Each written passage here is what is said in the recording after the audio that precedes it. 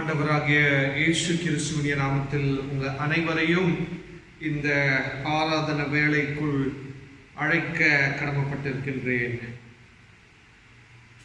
திரியேக கடவுளின் பெயராலே இந்த ஆராதனை வேளையை ஆரம்பம் செய்வோம். ஆரம்பம் செய்வதற்கு முன்பதாக சற்று நேரம் அமைதியாக அமர்ந்திருந்து நமக்குள் மற்றும் நம்ம மத்தியில் வசிக்கின்ற கடவுளுடைய தூய பிரசன்னத்தை அமைதியில் உணர முயற்சி எடுப்போம்.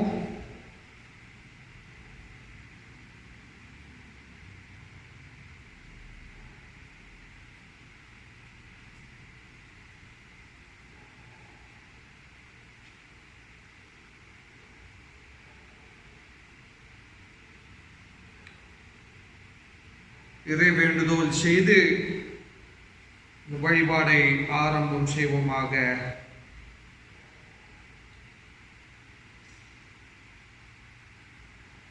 சிருஷ்டி கடவுள் நீர், அன்பின் கடவுள் நீர், சமாதானத்தின் கடவுள் நீர். உமோடு கூட உம்முடைய பிள்ளைகளாக திரும்பியும் உறவாட கூடி வந்திருக்கின்றோம். அன்புள்ள கடவுளே, அனைத்து பேருடைய நோக்கங்களையும் அறிந்திருக்கின்ற கடவுள், எதிர்பார்ப்புகளை அறிந்திருக்கின்ற கடவுள், தொடர்ந்து உம்முடைய நாமத்திற்குள்ளாக நாங்கள் அனைத்து பேரும் இணைந்து உம்முடைய ஆசீர்வாதங்களை உணரும்படி, உம்முடைய ஞானத்தை ஏற்றுக்கொள்ளும்படி, உம்முடைய வழிநடத்துவதற்குள் நாங்களும் பங்காக இருக்கும்படி நீங்கள் தான் கிருபையாக வழிநடத்த வேண்டும்.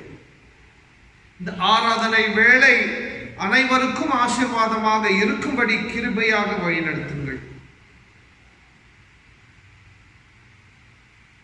மீட்பராக பிறந்து வந்து மீட்பின் பணியை செய்து, மீட்புக்காக மரித்து, மீட்புக்காக திரும்பியும் உயிர்த்தெழுந்து வாழ்வின் முழுமைக்கும் காரணமாக இருக்கின்ற ஆண்டவராகிய இயேசு கிறிஸ்துவின் நாமத்தில் மன்றாடுகின்றோம் அன்புள்ள கடவுளே, ஆமென்.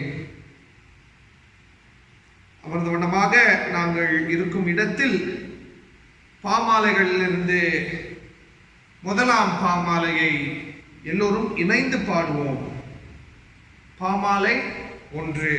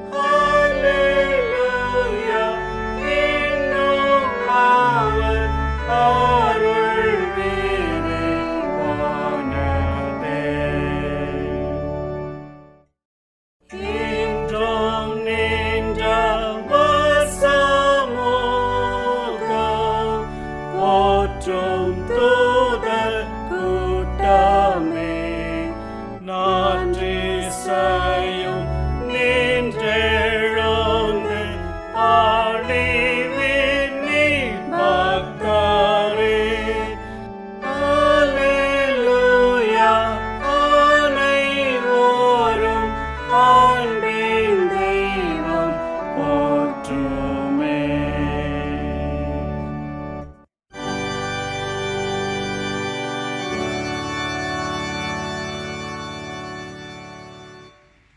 கடவுளை வழிபடுவோம். இரண்டாம் ஆராதனை முறை. கடவுள் ஆவியாய் இருக்கிறார். அவரை தொழுது கொள்கின்றவர்கள் ஆவியோடும் உண்மையோடும் அவரை தொழுது கொள்ள வேண்டும். நம்முடைய பிதாவாகிய கடவுளாலும் கர்த்தராகிய இயேசு கிறிஸ்துவினாலும் உங்களுக்கு கிருபையும் சமாதானமும் உண்டாவதாக. இது கர்த்தர் உண்டு பண்ணின நாள், இதில் கழிக்கும் மகிழ கடவோம்.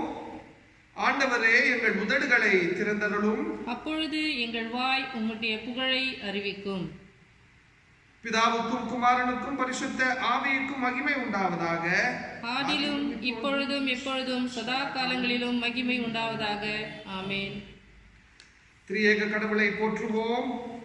சேனைகளின் கடவுளாகிய கர்த்தரே, நீர் பரிசுத்தர், பரிசுத்தர், பரிசுத்தர். வானமும் பூமியும் இந்த மகிமையினால் நிறைந்திருக்கின்றன. உன்னதத்திலே ஓசன்னா. கர்த்தரின் நாமத்தினாலே வந்தவரும் வருகிறவருமானவர் ஸ்தோத்தரிக்கப்பட்டவர். உன்னதத்திலே ஓசன்னா.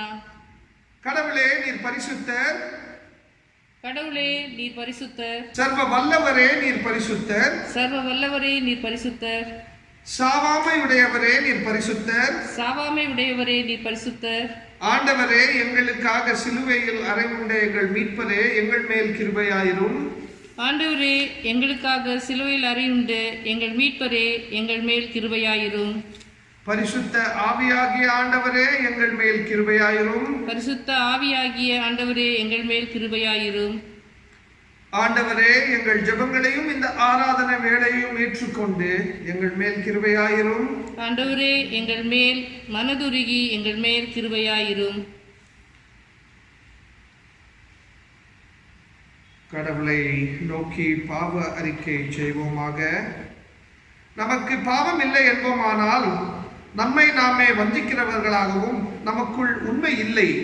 நமது பாவங்களை அறிக்கையிட்டால் பாவங்களை நமக்கு மன்னித்து எவ்வித அணிலும் நீங்க நம்மை சுத்திகரிப்பதற்கு அவர் நம்பத்தக்கதவரும் நீதியும் உள்ளவர். நான் எழுந்து என் தகப்பனிடத்திற்கு போய், தகப்பனே, பரத்துக்கு விரோதமாகவும் உமது பார்வையிலும் நான் பாவம் செய்தேன். இனி உம்முடைய மகன் என்று சொல்வதற்கு நான் பாத்திரன் அல்லன். உம்முடைய கூலிக்காரர்களில் ஒருவனாக என்னை வைத்துக் கொள்ளும் என்பேன். கடவுளுடைய ராஜ்யம் சமீபத்திருக்கின்றது. மனம் திரும்பி சுவிசேஷத்தில் நம்பிக்கை வையுங்கள். நாம் அமர்ந்த வண்ணமாக நம்மை நாமே அமைதியில் சோதனை செய்வோம்.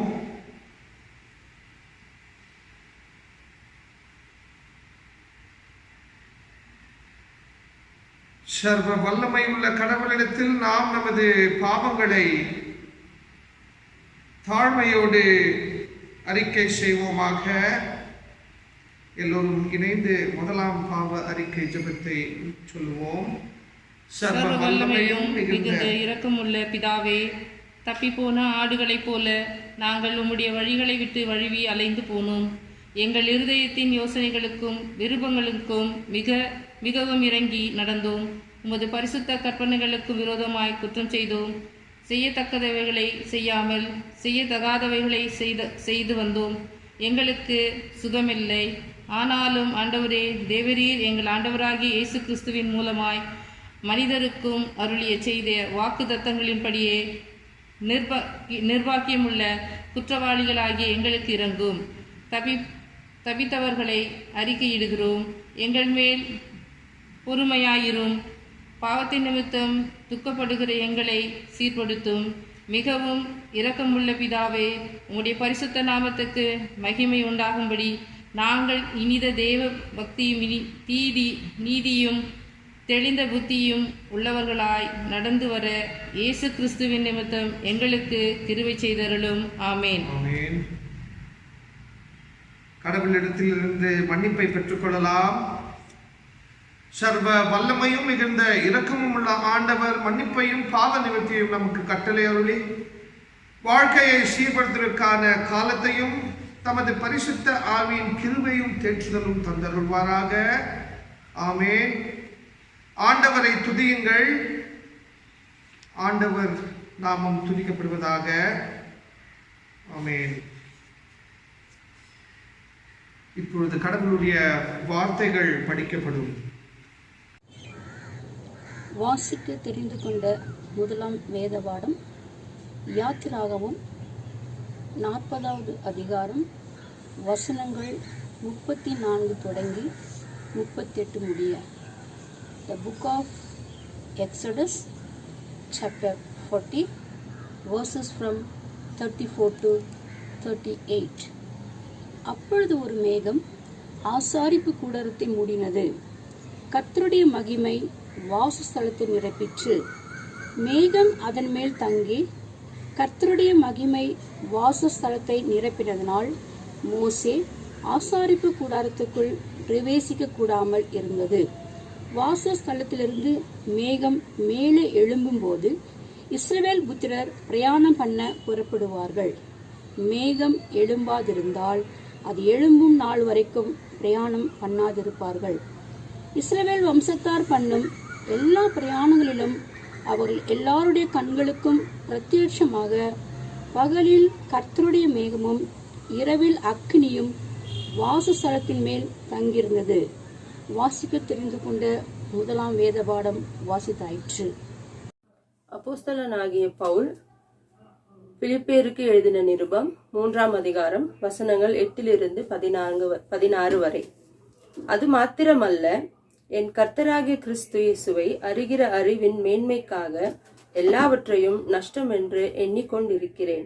நான் கிறிஸ்துவை ஆதாயப்படுத்திக் கொள்ளும்படிக்கும் நியாயப்பிரமாணத்தினால் வருகிற சுயநீதியை உடையவனாயிராமல் கிறிஸ்துவை பற்றும் விசுவாசத்தினால் வருகிறதும் விசுவாசத்தின் மூலமாய் தேவனால் உண்டாயிருக்கிறதுமான நீதியை உடையவனாயிருந்து கிறிஸ்துவுக்குள் இருக்கிறவன் என்று காணப்படும்படிக்கு இப்படி நான் அவரையும் அவருடைய உயிர்த்தெழுதலின் வல்லமையையும் அவருடைய பாடுகளின் ஐக்கியத்தையும் அறிகிறதற்கும் அவருடைய மரணத்திற்கொப்பான மரணத்திற்குள்ளாகி எப்படியாயினும் நான் மரித்தோரில் இருந்து உயிரோடு எழுந்திருப்பதற்கு தகுதியாய் இருக்கும்படிக்கும் அவருக்காக எல்லாவற்றையும் நஷ்டமென்று விட்டேன், குப்பையுமாய் எண்ணுகிறேன். நான் அடைந்தாயிற்று அல்லது முற்றும் தேறினவனானேன் என்று எண்ணாமல் கிறிஸ்து இயேசுவினால் நான் எதற்காக பிடிக்கப்பட்டேனோ அதை நான் பிடித்து கொள்ளும்படி ஆசையாய் தொடர்கிறேன். சகோதரரே, அதை பிடித்து கொண்டேன் என்று நான் எண்ணுகிறதில்லை. ஒன்று செய்கிறேன், பின்னானவைகளை மறந்து முன்னானவைகளை நாடி கிறிஸ்து இயேசுவுக்குள் தேவன் அழைத்த பரம அழைப்பின் பந்தய பொருளுக்காக இலக்கை நோக்கி தொடருகிறேன். ஆகையால் நம்மில் தேறினவர்கள் யாவரும் இந்த சிந்தையாயிருக்க கடவோம். எந்த காரியத்திலாவது நீங்கள் வேறே சிந்தையாயிருந்தால் அதையும் தேவன் உங்களுக்கு வெளிப்படுத்துவார். ஆகிலும் நாம் ஏதுவரையில் தேறி இருக்கிறோமோ அது முதல் ஒரே ஒழுங்காய் நடந்து கொண்டு ஒரே சிந்தையோடு இருப்போமாக. சகோதரரே, நீங்கள் என்னோட கூட பின்பற்றுகிறவர்களாகி நாங்கள் உங்களுக்கு வழிகாட்டுகிறபடி நடக்கிறவர்களை மாதிரியாக நோக்குங்கள். ஏனெனில் அநேகர் வேறு விதமாய் நடக்கிறார்கள்.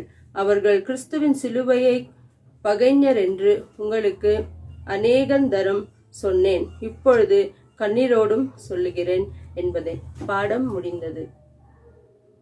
வாசிக்க தெரிந்து கொள்ளப்பட்ட சுவிசேஷ வேத பாடம் லூக்கா 24ஆம் அதிகாரம் வசனங்கள் 13 முதல் 33 முடிய.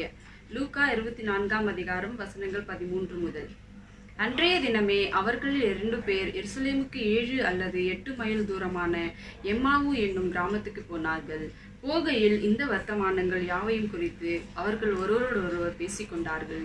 இப்படி அவர்கள் பேசி சம்பாஷித்துக் கொண்டிருக்கையில் இயேசு தாமே சேர்ந்து அவர்களுடனே கூட நடந்து போனார். ஆனாலும் அவரை அறியாதபடிக்கு அவருடைய கண்கள் மறைக்கப்பட்டிருந்தது. அப்பொழுது அவர் அவர்களை நோக்கி, நீங்கள் துக்கமுகம் உள்ளவர்களாய் வழிநடந்து ஒருவருக்கொருவர் சொல்லிக்கொள்கிற காரியங்கள் என்னவென்று கேட்டார். அவர்களில் ஒருவனாகிய கிளியோப்பா என்பவன் பிரதியுத்தரமாக, இந்நாட்களில் எருசலேமில் நடந்தவைகளை அறியாதபடிக்கு நீர் அந்நியராய் இருக்கிறீரோ என்றான். அவர் எவைகள் என்றார். அதற்கு அவர்கள், நசரேயனாகிய இயேசுவை குறித்தவைகளே. அவர் தேவனுக்கு முன்பாகவும் ஜனங்கள் எல்லாருக்கும் முன்பாகவும் செய்கையிலும் வாக்கிலும் வல்லமையுள்ள தீர்க்கதரிசியாய் இருந்தார். நம்முடைய பிரதான ஆசாரியரும் அதிகாரிகளும் அவரை மரண ஆக்கினைக்குட்படுத்தி சிலுவையில் அறைந்தார்கள். அவரை இஸ்ரவேலை மீட்டு ரட்சிப்பவர் என்று நாங்கள் நம்பியிருந்தோம். இவைகள் சம்பவித்து இன்று 3 நாளாகிறது. ஆனாலும் எங்கள் கூட்டத்தை சேர்ந்த சில ஸ்திரீகள் அதிகாலமே கல்லறையிடத்திற்கு போய் அவருடைய சரீரத்தை காணாமல் திரும்பி வந்து, அவர் உயிரோடு இருக்கிறார் என்று சொன்ன தேவ தூதரை தரிசித்தோம் என்று சொல்லி எங்களை பிரமிக்க பண்ணினார்கள். அப்பொழுது எங்களில் சிலர் கல்லறையிடத்திற்கு போய் ஸ்திரீகள் சொன்னபடியே கண்டார்கள், அவரையோ காணவில்லை என்றார்கள். அப்பொழுது அவர் அவர்களை நோக்கி, தீர்க்கதரிசிகள் சொன்ன யாவையும் விசுவாசிக்கிறதற்கு புத்தி இல்லாத மந்த இருதயம் உள்ளவர்களே, கிறிஸ்து இவ்விதமாக பாடுபடவும் தமது மகிமையில் பிரவேசிக்கவும் வேண்டியதில்லையா என்று சொல்லி மோசே முதலிய சகல தீர்க்கதரிசிகளும் எழுதின வேத வாக்கியங்கள் எல்லாவற்றிலும் தம்மை குறித்து சொல்லியவைகளை அவர்களுக்கு விவரித்து காண்பித்தார். அத்தருணத்தில் தாங்கள் போகிற கிராமத்துக்கு சமீபமானார்கள். அப்பொழுது அவர் அப்புறம் போகிறவர்கள் போல காண்பித்தார். அவர்கள் அவரை நோக்கி, நீர் எங்களுடனே தங்கியிரும், சாயங்காலம் ஆயிற்று, பொழுதும் போயிற்று என்று அவரை வருந்தி கேட்டுக்கொண்டார்கள். அப்பொழுது அவர் அவர்களுடனே தங்கும்படி உள்ளே போனார். அவர்களோடே அவர் பந்தி இருக்கையில் அவர் அப்பத்தை எடுத்து ஆசீர்வதித்து அதை பிற்று அவர்களுக்கு கொடுத்தார். அப்பொழுது அவர்களுடைய கண்கள் திறக்கப்பட்டு அவரை அறிந்தார்கள். உடனே அவர் அவர்களுக்கு மறைந்து போனார். அப்பொழுது அவர்கள் ஒருவரை ஒருவர் நோக்கி, வழியிலே அவர் நம்முடனே பேசி வேத வாக்கியங்களை நமக்கு விளங்க காட்டின பொழுது நம்முடைய இருதயம் நமக்குள்ளே கொழுந்துவிட்டு எரியவில்லையா என்று சொல்லிக்கொண்டு அந்நேரமே எழுந்திருந்து எருசலேமுக்கு திரும்பி போய் 11 அவர்களோடு இருந்தவர்களும் கூடியிருக்க கண்டு. வாசிக்க தெரிந்து கொள்ளப்பட்ட வேத பாடம் வாசித்தாயிற்று. ஜெபம் செய்வோம். படிக்கப்பட்ட 3 பகுதிகளுக்காக அன்புள்ள கடவுளே, உம்மை நோக்கி நன்றியை செலுத்த கடமைப்பட்டிருக்கின்றோம். இந்த 3 பகுதிகளுக்குள் அடங்கியிருக்கின்ற உடைய தூய ஞானத்தை யோசிக்கவும் உணரவும் ஏற்றுக்கொள்ளவும் நாங்கள் எடுத்துக்கொண்டிருக்கின்ற இந்த முயற்சியை அறிந்திருக்கின்றீர். இந்த முயற்சியில் அன்புள்ள கடவுளே, உடைய இரக்கத்தோடு ஞானத்தோடு நீங்கள் தான் ஆசீர்வதித்து செயல்பட வேண்டும்.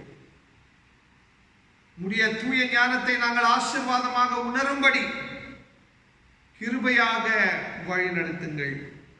மீட்பர் ஆண்டவராகிய இயேசு கிறிஸ்துவின் இனிய நாமத்தினால் ஆமென். பிரியமானவர்களே, நம் யாவருக்கும் கொடுக்கப்பட்டிருக்கின்ற தலைப்பு என்னவென்றால், Communion with risen Christ in daily life.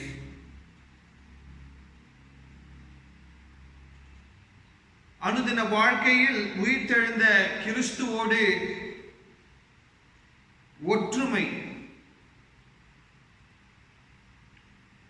அனுதின வாழ்க்கையில் உயிர்த்தெழுந்த கிறிஸ்துவை அனுபவிக்குவது, உணருவது, இதை குறித்து தான் நாங்கள் எண்ண இருக்கின்றோம். படிக்கப்பட்ட 3 பகுதிகளை குறித்து தியானம் செய்வதற்கு முன்பதாக ஒரு சிறிய முன்னுரை. கம்யூனியன் வித், ஒற்றுமை, கிறிஸ்துவோடு ஒற்றுமை. கம்யூனியன் வித் ரிசன் கிரைஸ்ட், உயிர்த்தெழுந்த கிறிஸ்துவோடு ஒற்றுமை. இதை எப்பொழுது உணர வேண்டும்? ஒரு குறிப்பிட்ட காலம் இல்லாமல் அனுதின வாழ்க்கையில் எக்காலமும் எல்லா ஒரு நேரத்திலும் உயிர்த்தெழுந்த கிறிஸ்துவோடு இணைவதுதான் நமக்கு முன்பதாக இருக்கின்ற கேள்வி. பிரியமானவர்களே, சில நபர்கள் எனக்கு ஃபோன் செய்து, ஐயா மற்ற திருச்சபையிலெல்லாம் கம்யூனியன் சர்வீஸ் நடத்துகிறாங்க, நம்ம திருச்சபையில் கூட என்னத்துக்கு நடத்தக்கூடாது என்ற ஒரு கேள்வி. இது என்னுடைய தனிப்பட்ட கருத்து. இந்த கேள்விக்கு என்னுடைய கருத்து என்னவென்றால், இந்த கருத்து இந்த ஒரு குறிப்பிட்ட தலைப்புக்கு சம்பந்தமாக இருக்கின்றது. ஆகையினால் தான் இதை குறித்து நான் பேச இருக்கின்றேன். கம்யூனியன் என்ற ஒரு வார்த்தையை கேட்டவுடன் திருச்சபையாக உங்களோடு இணைந்து ஆண்டவராகிய இயேசு கிறிஸ்துவுடைய உடலையும் இரத்தத்தையும் நாங்கள் பெறாமல் இருந்து கொண்டிருக்கின்றோம். அந்த ஒரு குறிப்பிட்ட செயலில் நாங்கள் ஈடுபட முடியாத ஒரு சூழலில் வாழ்ந்து கொண்டிருக்கின்றோம். இதை நாங்கள் உணர்வது மிகவும் முக்கியம். ஏனெனில் கம்யூனியன் திருவிருந்துக்கு அடிப்படை என்னவென்றால், கிறிஸ்துவுடைய நாமத்தினால் நாம் யாவரும் ஒரு குறிப்பிட்ட இடத்தில் சேருவது. We have to come together in the name of Christ in a certain public place. இது இல்லாமல் இருக்கின்றது. இப்படிப்பட்ட ஒரு சூழலில் நாங்கள் இருக்க முடியாது. இப்படிப்பட்ட ஒரு அனுபவத்தில் நாங்கள் இருக்க முடியாத ஒரு சூழலில் நாங்கள் வாழ்ந்து கொண்டிருக்கின்றோம். இந்த ஒரு உண்மை நாங்கள் ஏற்றுக்கொள்ள வேண்டும். திரும்பியும் கடவுள் நம் யாவரையும் இணைப்பார். திரும்பியும் இந்த ஆலயத்துக்குள் நாங்கள் யாவரும் இணைந்து வழிபடுவோம். மிகவும் குறிப்பாக திருவிருந்து ஆராதனையில் பங்காக இருப்போம். ஆண்டவராகிய இயேசு கிறிஸ்துவுடைய உடலையும் இரத்தத்தையும் பெற்றுக்கொள்வோம். அவரோடு ஒற்றுமையாக வாழ முயற்சி எடுப்போம் என்ற ஒரு உறுதியான பக்தியோடு நாங்கள் இருப்பது மிகவும் முக்கியம். நம்பிக்கையற்ற சூழலில் நம்பிக்கையோடு இருப்பது முக்கியம். அதற்குள் அடங்கியிருக்கின்ற ஒரு கருத்தியல் என்னவென்றால், நம்பிக்கையற்ற ஒரு சூழலில் நம்பிக்கையற்ற ஒரு அனுபவத்தை அனுபவிக்குவது மிகவும் முக்கியம். We have to experience hopelessness. எப்படி ஆண்டவராகிய இயேசு கிறிஸ்து நம்பிக்கையற்ற ஒரு சூழலில் இருந்தாரோ, எப்படி தன்னுடைய சீடர்கள் நம்பிக்கையற்ற ஒரு சூழலில் இருந்தார்களோ, எப்படி ஆரம்ப காலத்தில் ஆரம்ப கிறிஸ்தவர்கள் நம்பிக்கையற்ற ஒரு சூழலில் வாழ்ந்தார்களோ, இப்பொழுதும் கூட பல இடத்தில் ஏழ்மைக்குள் வாழ்ந்து கொண்டிருக்கின்ற கிறிஸ்தவர்கள் நம்பிக்கையற்ற ஒரு சூழலில் இருக்கின்றார்களோ, நாங்களும் நம்பிக்கையற்ற ஒரு சூழலில் இருந்து கொண்டிருக்கின்றோம். நம்பிக்கையற்ற சூழல் என்பது நம் வாழ்க்கையில் ஒரு பங்காக இருந்தது, இருக்கின்றது. இந்த ஒரு உண்மையை நாங்கள் மறிக்க கூடாது. இந்த உண்மையை நாங்கள் உணர்வது மிகவும் முக்கியம். We have to experience hopelessness. பிரியமானவர்களே, நம்பிக்கையற்ற சூழலை, நம்பிக்கையற்ற ஒரு நிலைமையில் நாங்கள் இருப்பது முக்கியம். ஏனெனில் அப்பொழுது மட்டும்தான் நம்பிக்கையுடைய மகத்துவத்தை நாங்கள் புரிந்து கொள்ள முடியும். கிறிஸ்துவால் நம்பிக்கை என்றால் என்ன என்பதை நாங்கள் புரிந்து கொள்ள முடியும், ஆழமாக புரிந்து கொள்ள முடியும். அதை புரிந்து கொண்டால் மட்டும்தான் நம்பிக்கையை குறித்து நாங்கள் பேச முடியும். கிறிஸ்துவை நம்பிக்கை என்று அறிக்கை செய்ய முடியும். Only if we experience hopelessness, we will be able to understand the importance of hope. In knowing the importance of hope, we will also recognize the hope in Christ. And in recognizing the hope in Christ, we will be able to authentically, emphatically preach the hope of Christ to the rest of the world. பிரியமானவர்களே, கிறிஸ்துவோடு இணைவது ஒரு குறிப்பிட்ட நேரத்தில், ஒரு குறிப்பிட்ட காலத்தில், ஒரு குறிப்பிட்ட இடத்தில், ஒரு குறிப்பிட்ட உணர்ச்சியில் மட்டும்தான் என்ற ஒரு கருத்தியல் தவறான கருத்தியல். உயிர்த்தெழுந்த கிறிஸ்துவை, மிக முக்கியமாக உயிர்த்தெழுந்த கிறிஸ்துவை நாங்கள் எக்காலத்திலும், எந்நேரத்திலும், எல்லா ஒரு இடத்திலும் உணர முடியும் என்ற ஒரு பக்தி முறையில் நாங்கள் இருக்க வேண்டும். We have to experience the risen Christ at all times. ஏனெனில் உயிர்த்தெழுந்த கிறிஸ்துவுடைய செயல்பாடுகள் அப்படியாப்பட்ட ஒரு செயல்பாடுகள். உயிர்த்தெழுந்த கிறிஸ்து தன்னுடைய சீடர்களை அவர்களுடைய தனிப்பட்ட வாழ்க்கையில் உணர்ந்தார்கள். நம்பிக்கையற்ற சூழலில் அவர்கள் உணர்ந்தார்கள்.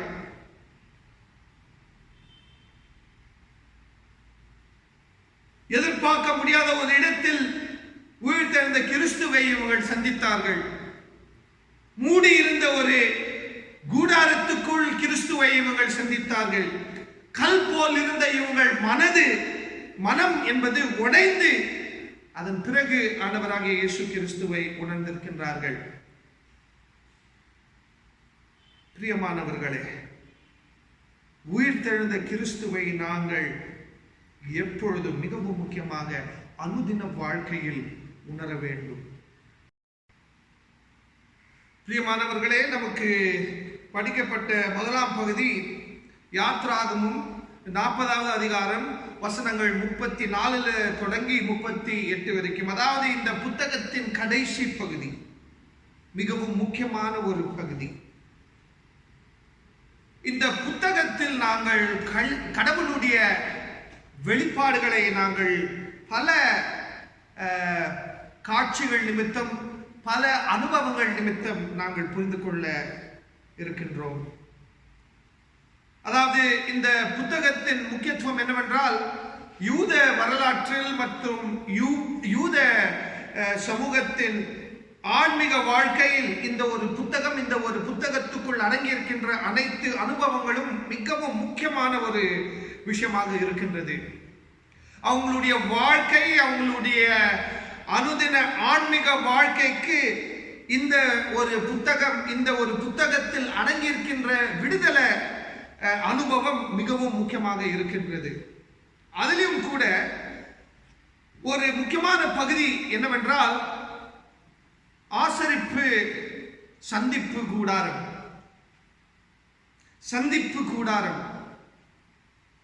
இந்த சந்திப்பு கூடாரம் என்றால் என்ன? What is tabernacle? What is the tent of meeting? மோசே அவர்கள் கடவுளை எப்படி தொடர்ந்து அவருடைய பயணத்தில் சந்தித்தார்கள்? மோசேயோடு இணைந்து அந்த முழு இஸ்ரேல் பிள்ளைகள் எப்படி கடவுளை உணர்ந்தார்கள், கடவுளை சார்ந்து வாழ்ந்தார்கள், கடவுளோடு எப்படி ஒரு போராட்டத்தில் இருந்தார்கள், இது அனைத்தும் இந்த கூடாரத்து சுற்றுச்சூழலில் அடங்கியிருக்கின்றது. இந்த கூடாரத்துக்குள் அடங்கியிருக்கின்றது. இந்த கூடாரத்து நிமித்தம் இவங்கள் உணரக்கூடிய அனைத்து அனுபவங்களில் அடங்கியிருக்கின்றது. இந்த கூடாரத்தின் மூல காரணம், இந்த கூடாரத்தின் இறையல் என்ன? 3 முக்கியமான விஷயங்கள்.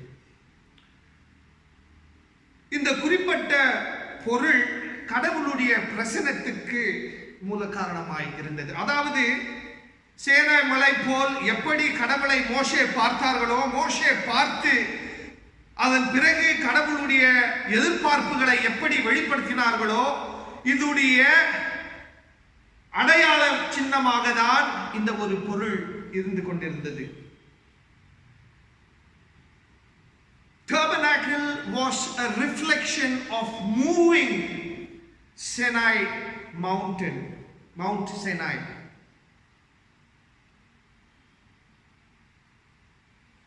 அந்த ஒரு குறிப்பிட்ட அனுபவம் இவங்களுடைய அனுதின வாழ்க்கையில் உணர வேண்டும் என்ற ஒரு காரணத்தினால் இந்த முழு கூட்டம் இந்த ஒரு கூடாரத்துக்கு அடிப்படையில் வாழ்ந்து கொண்டிருந்தது. இந்த கூடாரத்தின் நிமித்தம், இந்த பொருள் நிமித்தம் இவங்க மன தைரியத்தை அறிந்து கொண்டார்கள், மன தைரியத்தை புரிந்து கொண்டார்கள், மன தைரியத்தை வெளிப்படுத்தினார்கள். கடவுளுடைய பிரசன்னம், அதாவது வண்ணாந்திரத்தில் எதிர்பார்க்க முடியாத அனுபவங்களில் கடவுள் இருப்பார். எப்படி எகிப்து ராஜாவை எதிர்த்தார்களோ, கடவுள் எப்படி எதிர்த்தாரோ, எகிப்து ராஜா மற்றும் எகிப்து ராஜாவுடைய போர் வீரர்களை எப்படி கடவுள் இல்லாமல் ஆக்கினாரோ, அதே கடவுள் இந்த பயணத்தில் நம்மோடு இணைந்திருப்பார் என்ற ஒரு பொருள்தான் இந்த கூடாரம்.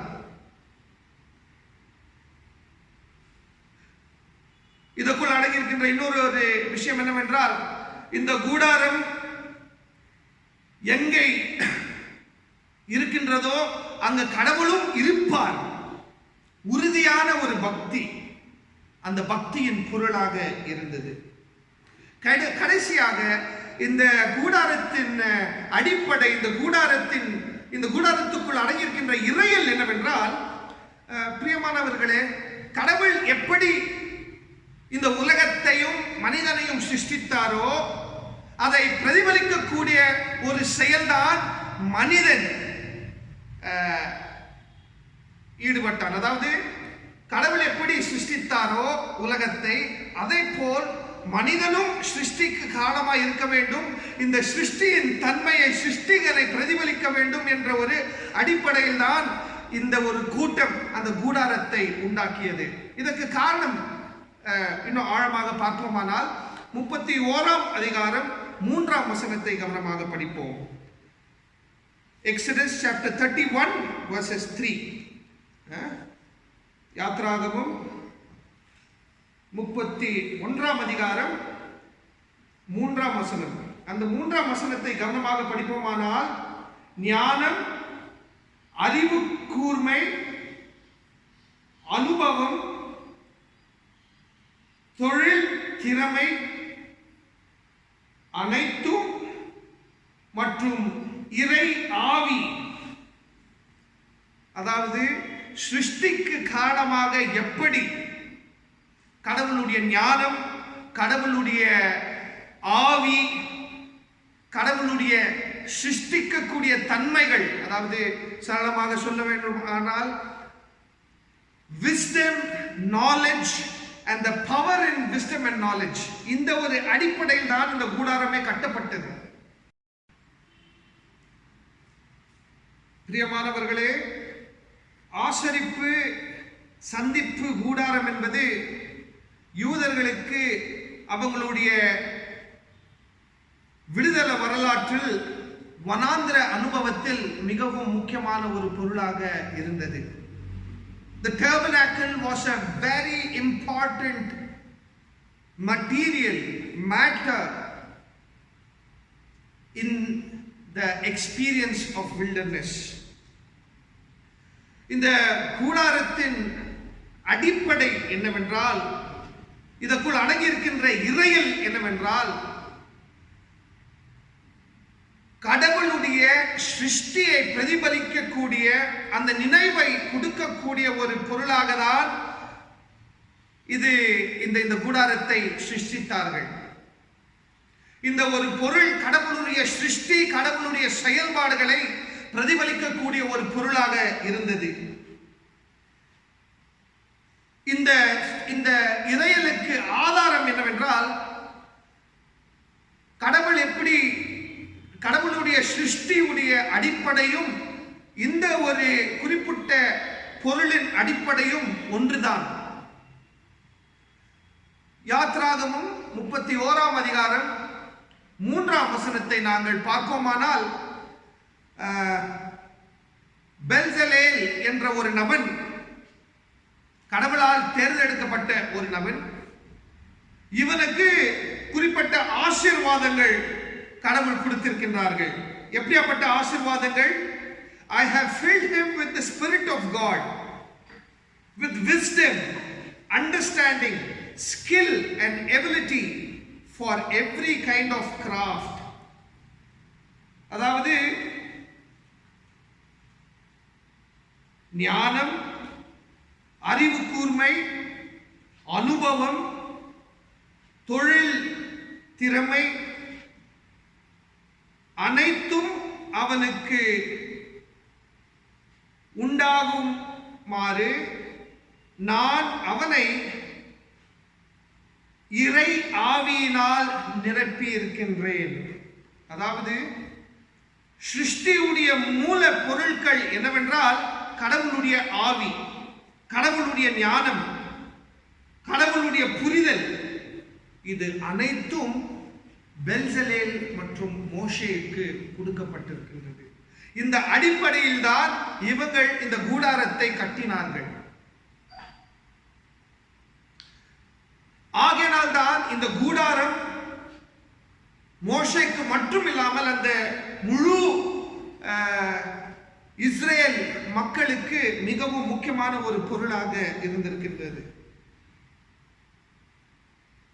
இது இன்னும் முக்கியமான ஒரு பொருளாக மாறுவதற்கு காரணம் என்னவென்றால் இந்த கூடாரம் தான் ஒரு வழிகாட்டியாகவும் கூட இருந்திருக்கின்றது. 36ஆம் வசனம், 37ஆம் வசனம், 38ஆம் வசனத்தை படிப்போமானால் அது பகலில் கூடாரத்து மேல் இருக்கக்கூடிய மேகம் எழும்புவதற்கு பிறகு அந்த மக்கள் அந்த கூடாரத்தோடு பயணம் செய்வார்கள். அந்த கூடாரத்து மேல் அந்த மேகம் உட்கார்ந்து விட்டால் இவங்களும் ஓய்வெடுப்பார்கள். அதாவது மேகம் என்பது கடவுளுடைய வாசஸ்தலமாக புரிந்து கொள்ள முடியும். It was the chariot of God. Cloud in the Bible is chariot of God. மேகம் என்பது கடவுள் வசிக்கக்கூடிய ஒரு இடமாக கூட அந்த அனுபவம் நமக்கு சொல்கின்றது. The wilderness experience also tells us how cloud was an agency where God dwelt. கடவுள் இருந்த ஒரு இடம். அந்த கூடாரத்து மேலிருந்து அந்த மேகம் எழும்பினது போல் இவங்களும் எழும்பி அவங்களுடைய பயணத்தில் ஈடுபடுவார்களோ, அது அந்த கூடாரத்து மேல் மேகம் உட்கார்கின்ற வேளையில் இவங்களும் ஓய்வெடுப்பார்கள். ஓய்வுக்கும் பயணத்துக்கும் காரணமாகவும் கூட இந்த பொருள் இருந்திருக்கின்றது. அதையும் தாண்டி இரவில் அந்த மேகத்துக்குள் ஒரு தீ இருந்தது, அக்னி இருந்தது, ஒளி இருந்தது. அதாவது வண்ணாந்திரமே ஒரு நம்பிக்கையற்ற ஒரு நிலைமைக்கு பொருள்தான். அந்த நம்பிக்கையற்ற பொருளுக்குள் அந்த அனுபவத்தில் இந்த மேகத்துக்குள் ஒளி, அதோடைய அர்த்தம் என்னவென்றால், அதோடைய கற்பித்தல் என்னவென்றால், இறையல் என்னவென்றால் hope amidst hopelessness. நம்பிக்கையற்ற சூழல் மத்தியில் நம்பிக்கை. இரவு நேரம் என்பது பயத்தை உண்டாக்கக்கூடிய ஒரு நேரமாக இருந்தது. ஆகையால் தான் அவர்கள் ஓய்வெடுப்பதற்கு முன்பதாக கடவுளை நோக்கி என்னுடைய ஆவியை உனக்கு ஒப்பு கொடுக்கின்றேன் என்று சொன்னார்கள். தனித்தனியாக சொன்னார்கள், கூட்டமாக சொன்னார்கள். அப்படிப்பட்ட ஒரு அனுபவத்திலும் கூட அந்த கூடாரத்தை பார்க்கின்ற பொழுது அந்த கூடாரத்தின் மேல் இருக்கக்கூடிய மேகம், அந்த மேகத்துக்குள் இருக்கக்கூடிய ஒளியை பார்க்கின்ற பொழுது இவங்களுக்கு நம்பிக்கை இருந்தது. பிரியமானவர்களே, இந்த வசனங்களை நாங்கள் கவனமாக பார்த்திருக்கின்றோம். இதன் நிமித்தமாக நாங்கள் கற்றுக்கொள்வது என்னவென்றால், அந்த குறிப்பிட்ட நம்பிக்கையற்ற ஒரு சூழலிலும் கூட கடவுள் இவங்களோடு இணைந்து செயல்பட்டிருக்கின்றார்கள். God has been there with them even at the most hopeless situations. நம்மோடு கூட கடவுள் இருக்கின்றார்கள். அதை நாங்கள் உணர முடியுமா? God is there amongst us now. பல பேர் பல கருத்துக்களை சொல்லிக் கொண்டிருக்கின்றார்கள். இந்த கொரோனா மற்றும் இந்த அனைத்து மோசமான காரியங்களுக்கு காரணம் கடவுள்தான். எப்படி முடியும்? இது ஏற்றுக்கொள்ள முடியாத ஒரு விஷயம். கடவுளால் கொடுக்கப்பட்ட ஒரு சாபம் இல்லை. இது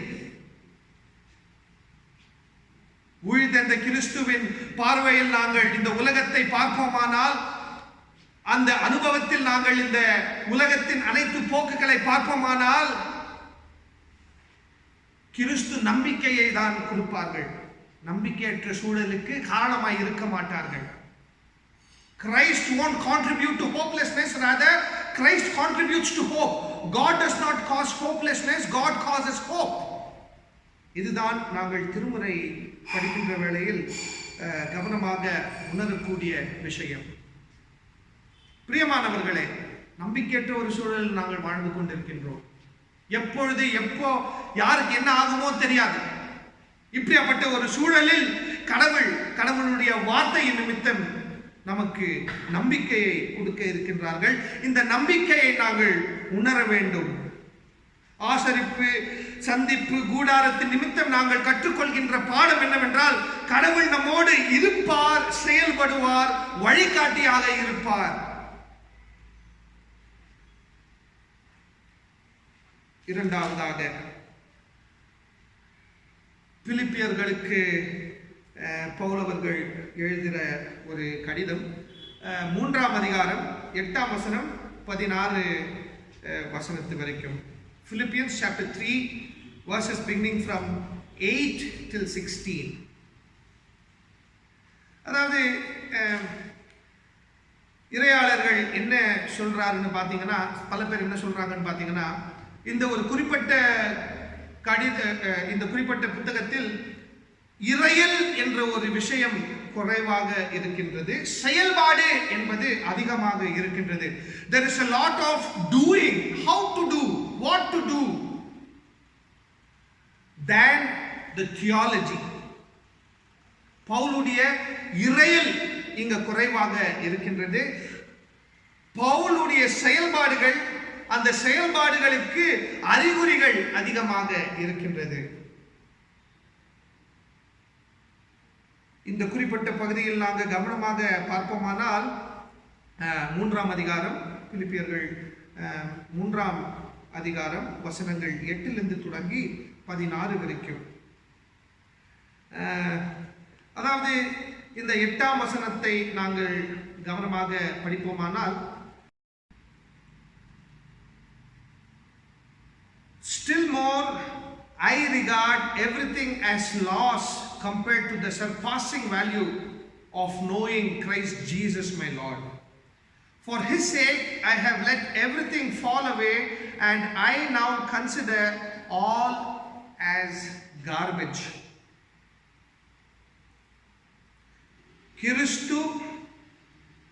கிறிஸ்துவின் அழைக்கப்பட்ட இயேசு, கிறிஸ்து என்று அழைக்கப்பட்ட இயேசுவுக்குள் அடங்கியிருக்கின்ற ஞானம் மட்டும்தான் எனக்கு ஏற்றுக்கொள்ள முடிய ஒரு பொருளாக இருக்கின்றது. மற்ற அனைத்தும் கிறிஸ்துவை விட்டு எனக்குள் அடங்கியிருக்கின்ற, என்னை சார்ந்து இருக்கின்ற அனைத்து பொருளும் குப்பை போல் என்று பவுல் அவர்கள் சொல்கின்றார். Everything else is garbage to me.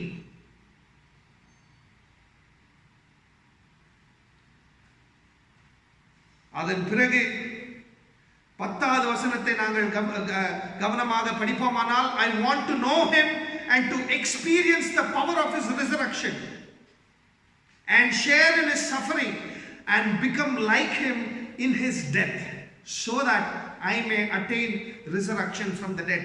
அதாவது பிரியமானவர்களே, இந்த ஒரு வசனத்தை நாங்கள் கவனமாக பார்ப்போம். பொதுவாக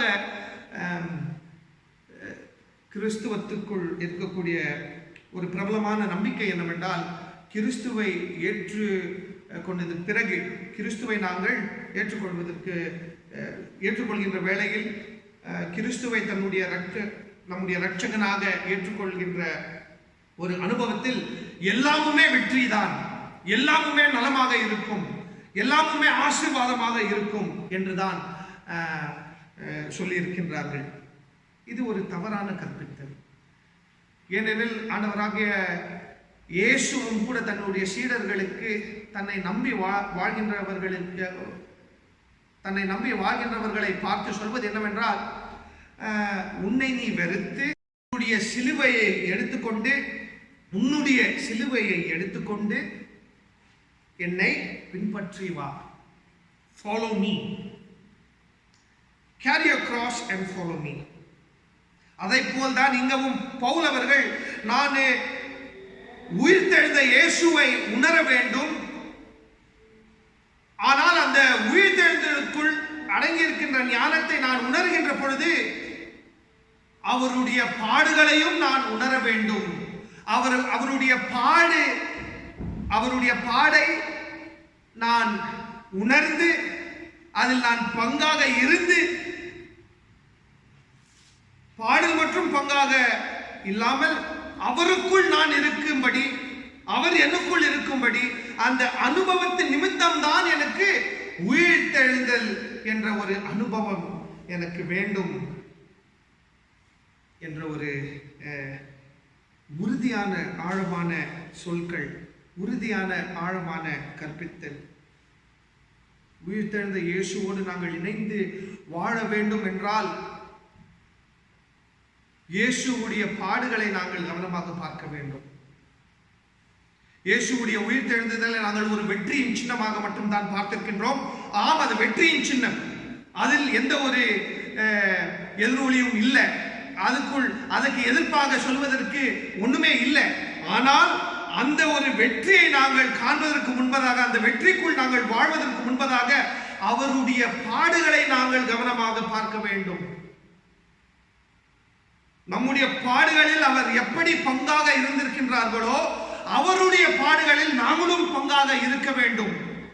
கிறிஸ்து பாடுபடுகின்ற ஒரு கடவுள். இந்த உலகத்தில் பாடு என்ற ஒரு உண்மை, அதிலும் பாதிக்கப்பட்டவர்களுடைய பாடு, ஒடுக்கப்பட்டவர்களுடைய பாடு, ஏழையின் பாடு, குரல் இருந்தாலும் குரல் கொடுக்க முடியாத ஒரு பாடு, உயிர் இருந்தாலும் அந்த உயிரை உணர முடியாத ஒரு பாடு. இந்த பாடல் கிறிஸ்து பங்காக இருக்கின்றார்.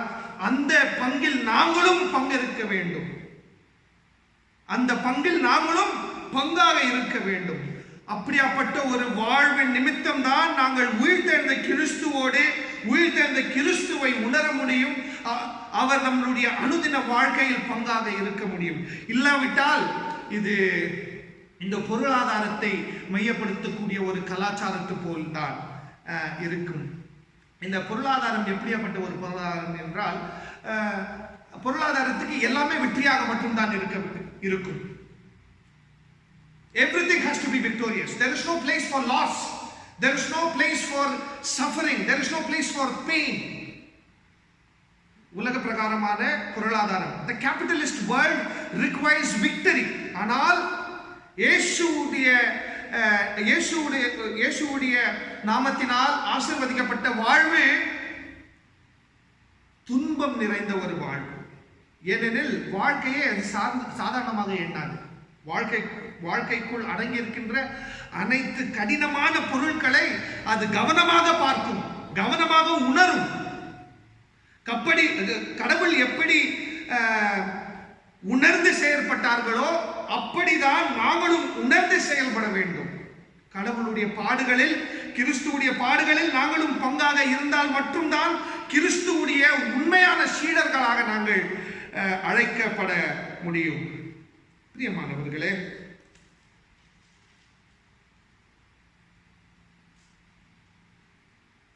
பதினைந்தாவது வசனத்தை பார்ப்போமானால், let all of us who claim to be mature have the same way of thinking. If there is something on which you differ, God will make it clear to you. அதாவது அனுபவத்தை பெற்றுக் கொண்டவர்கள் என்று சொல்கின்றவர்கள் இந்த ஒரு குறிப்பிட்ட வசனத்தை கவனமாக பார்க்க வேண்டும். ஏனெனில் அனுபவத்தின் நிமித்தம் இப்படியாப்பட்ட வாழ்க்கை முறையை நாங்கள் உணராவிட்டால் அந்த வாழ்க்கைக்கு அர்த்தமே இல்லை.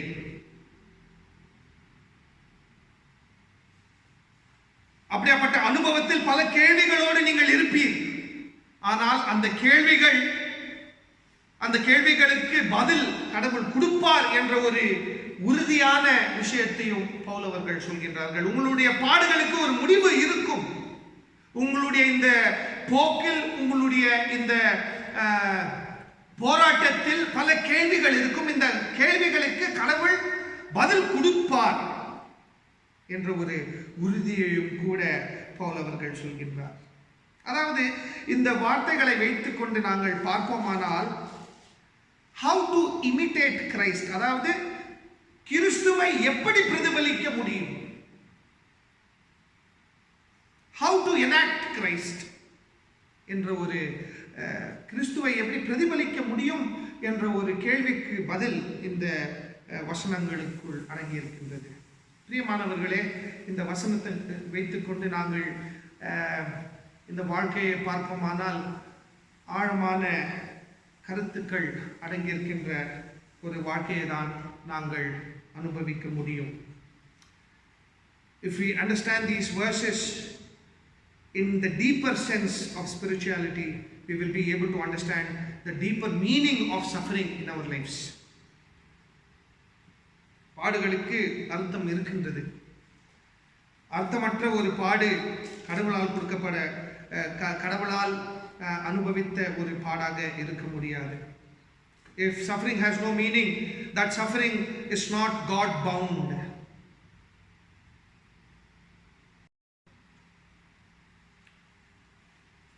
மூன்றாவதாக லூகாம் அவர்கள் எழுதின நூல் 24ஆம் அதிகாரம் வசனங்கள் 13 33 வரைக்கும்.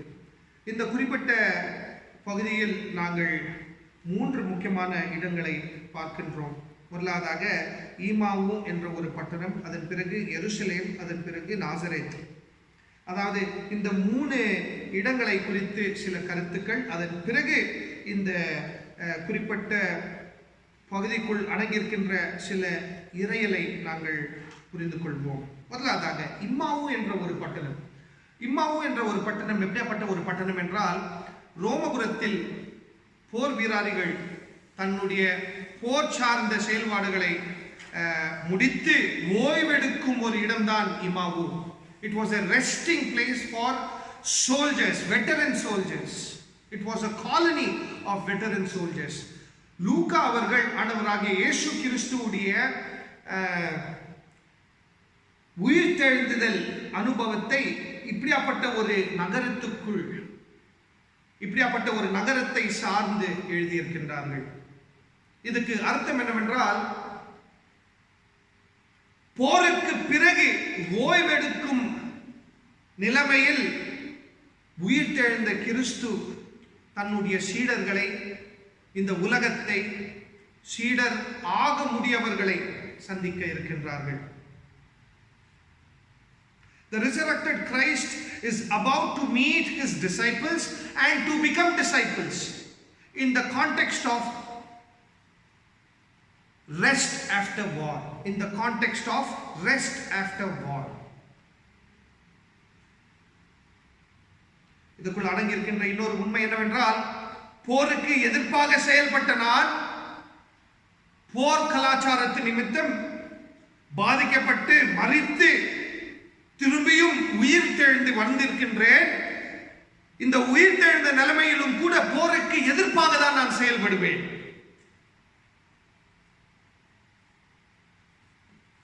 ஈமாவுக்கு போற வழியில் இயேசுடைய 2 சீடர்கள் என்னெல்லாம் நடந்ததோ அதை பற்றி பேசிக்கொண்டு போய்கொண்டிருக்கின்றார்கள். பேசிக்கொண்டு அந்த ஒரு இடத்தில் நடந்து கொண்டிருக்கின்றார்கள். அப்பொழுது இயேசுவானவர் இவர்களை சந்திக்கின்றார்கள்.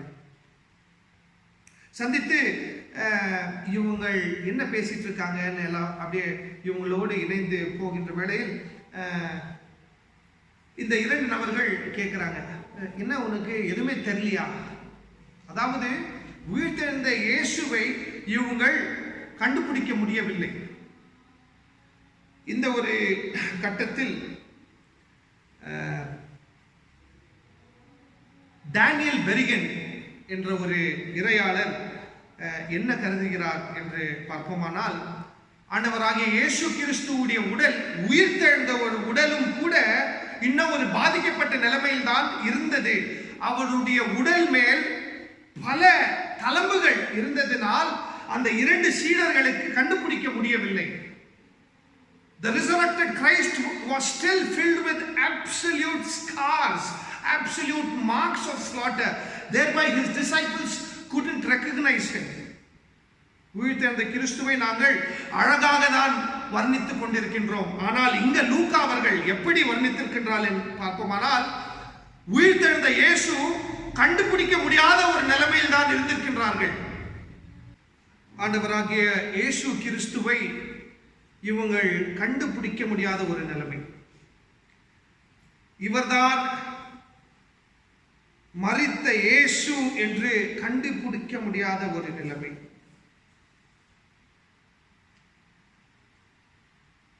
பதினேழாவது வசனத்தை நாங்கள் பார்ப்போமானால், இந்த 2 பேரும் ஒரு கவலையோடு இருந்தார்கள்.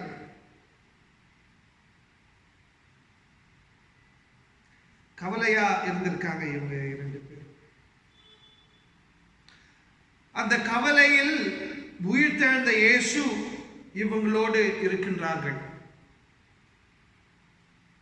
அந்த கவலையை நாங்கள் அந்த சூழலில் வைத்து கொண்டு பார்ப்போமானால், இவங்க 2 பேரும் புலம்பிக் கொண்டு அந்த ஒரு வழியில் இருக்கின்றார்கள். அந்த புலம்பிக் கொண்டிருக்கின்ற பொழுது அடிப்பட்ட இயேசு உயிர்த்தெழுந்த பிறகும் அடிப்பட்ட நிலைமையில் சந்திக்கின்றார்கள். சந்தித்து இவங்களோடு பேச தொடங்கின இயேசு, இவங்க என்ன யோசிக்கிறாங்க, இயேசுவை பத்தி இவங்க என்ன யோசிக்கிறாங்க என்ற ஒரு கேள்விக்கு பதில் என்னன்னு பார்த்தீங்கன்னா, 19வது வசனம், நசரேத் என்ற ஒரு ஊரை சார்ந்த இயேசு, அவர் ஒரு தீர்க்கதரிசி. அவருடைய வார்த்தைகள் கம்பீரமாய் இருந்தது. அவருடைய செயல்பாடுகள் கடவுளை சார்ந்து இருந்தது. கடவுளுடைய விடுதலையை மையமாக்கினது. பிரியமானவர்களே, போருக்கு பிறகு ஓய்வெடுக்கும் ஒரு இடம் இமாவு. இந்த ஒரு பட்டணத்துக்கு, இந்த ஒரு பட்டணம் இருக்கக்கூடிய ஒரு வழியில் இவங்கள் நடந்து கொண்டு போய் இருக்கின்றார்கள். அந்த வழியில் நசரேத்து என்ற ஒரு ஊர் சார்ந்த இயேசுவை குறித்து இவங்கள் பேசிக் கொண்டிருக்கிறார்கள். கவலையாக புலம்பிக் கொண்டிருக்கின்றார்கள். இருந்தாலும் இவங்களுடைய அடிப்படையை இவங்கள் மறுக்கவில்லை. இயேசுவானவர் ஒரு தீர்க்கதரிசி. அதாவது லூக் அவர்கள் இந்த ஒரு குறிப்பிட்ட வசனத்தின் நிமித்தம் என்ன சொல்ல இருக்கின்றார்கள்? இயேசுவானவர் ஒரு தீர்க்கதரிசி போல் செயல்பட்டார். தீர்க்கதரிசிகள் எப்படி அந்த எருசலேம் பட்டணத்தில் துன்பத்தை உணர்ந்தார்களோ, மரணத்தை உணர்ந்தார்களோ, அதை போல் இந்த ஒரு இயேசுவும் கூட இந்த ஒரு தீர்க்கதரிசிகளின் வரலாற்றில் வாழ்ந்தார். இந்த தீர்க்கதரிசிகள் வரலாற்றில் மரித்தார். ஆனால் இந்த ஒரு தீர்க்கதரிசி உயிர்த்தெழுதல் என்ற ஒரு அனுபவத்தையும் கூட உணர்ந்தார். நசரேத் என்ற ஒரு பட்டணத்தில் இருந்து எந்த ஒரு நன்மையும் வர முடியாது என்ற ஒரு நம்பிக்கை. இந்த நம்பிக்கை எந்த அளவுக்கு எதிர்க்கப்படுதுன்னு பார்த்தீங்கன்னா, இந்த ஒரு குறிப்பிட்ட இடம் நசரேத் என்ற ஒரு இடம் நன்மை மட்டும் இல்ல, இந்த உலகம் கொடுக்க முடியாத நன்மையையும் கூட இந்த ஒரு பட்டணத்தை சார்ந்த இயேசு இருப்பார் என்ற ஒரு கற்பித்தல் தான் லூக்கா அவர்கள் கற்பிக்க இருக்கின்றார்.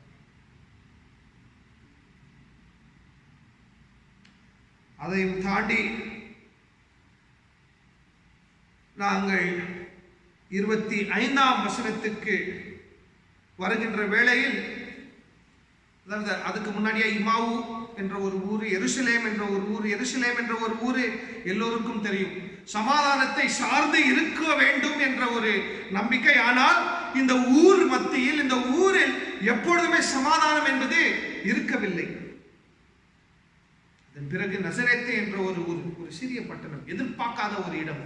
நன்மை என்பது அந்த ஊர் சார்ந்து இருக்கவே முடியாது. ஆனால் ஆண்டவராகிய இயேசு கிறிஸ்து அந்த ஊர் சார்ந்து வாழ்ந்தவர், அந்த ஊரிலிருந்து வந்தவர், இந்த உலகத்துக்கு ஒரு புதிய நம்பிக்கையை கொடுத்தவர் ஆக இவங்க 2 பேரும் காணப்பட இருக்கின்றார்கள். பிரியமானவர்களே, 25ஆம் வசனத்தை நாங்கள் கவனமாக பார்ப்போமானால், ஆண்டவராகிய இயேசு கிறிஸ்து, உயிர்த்தெழுந்த கிறிஸ்து இவங்க 2 பேரையும் பார்த்து, இதெல்லாம் உங்களுக்கு புரிஞ்சு இருக்கு, ஆனா உங்களுடைய திருமறையை நீங்கள் சரியாக புரிந்து கொள்ளவில்லை என்று சொல்லி அவங்களுக்கு ஒரு புதிய முறையை கொடுக்க இருக்கின்றார்கள். அவங்களுடைய திருமறையை குறித்து பேச தொடங்கிறார் இயேசு. பிரியமானவர்களே, இதுக்குள் அடங்கியிருக்கின்ற அர்த்தம் என்னவென்றால், திருமறையை குறித்து நாங்கள் எண்ணி இருக்கின்றோம், திருமறையை நாங்கள் படித்திருக்கின்றோம், இதை சார்ந்து நாங்கள் வாழ முயற்சி எடுத்துக் கொண்டிருக்கின்றோம். ஆனால் கற்பித்தல் என்பது ஒரு முடிவு அளவில் இருக்கின்றது. அவ்வளவுதான், இதுக்கு மேல கற்பித்தல் என்பது எதுவுமே இல்லை. That is it. இதுக்கு மேல நாங்க யோசிக்க கூடாது என்ற ஒரு கற்பித்தல். ஆனால் இயேசு, உயிர்த்தெழுந்த இயேசு, அந்த கற்பித்தலை தாண்டி இன்னொரு புதிய கற்பித்தல், அதாவது அந்த அதே வரலாற்றை வைத்துக்கொண்டு, அதே புத்தகத்தை வைத்துக்கொண்டு, அதே வார்த்தைகளை வைத்துக்கொண்டு ஒரு புதிய உணர்ச்சியை கொடுக்க இருக்கின்றார்.